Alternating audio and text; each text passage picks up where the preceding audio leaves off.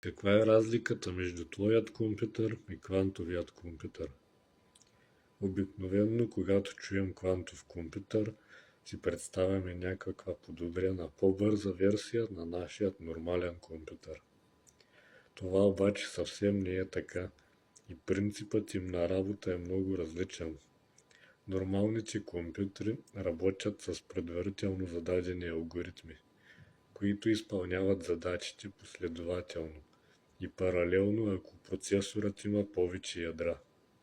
Техните системи са базирани единствено на електрически сигнали, контролирани от полупроводници, магнитни и оптични системи.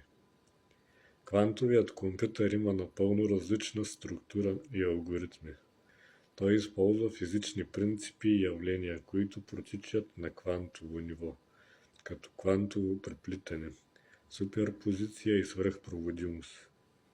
Тези процеси обаче са адекватно проследими единствено при много ниски температури, близки до абсолютната нула или минус 273 градуса Целзий и среда на вакуум, което е едно от предизвикателствата при работа на тези компютри.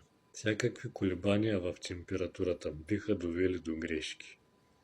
Квантовите компютри изискват много поддържащи системи, някои от които доста обемни и енергозависими, така че скоро не се очаква да бъдат достъпни за масова употреба в нашите домове. За да са достъпни до широка публика аудитория от учени, компютрите се свързват чрез облачни услуги.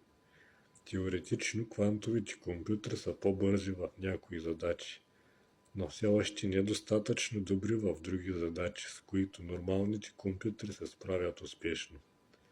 Квантовите компютри за сега не заменят напълно обикновените компютри, а само ги допълват, като квантовите компютри винаги се използват заедно с нормални компютри, които контролират тяхната работа и преобразуват получените данни.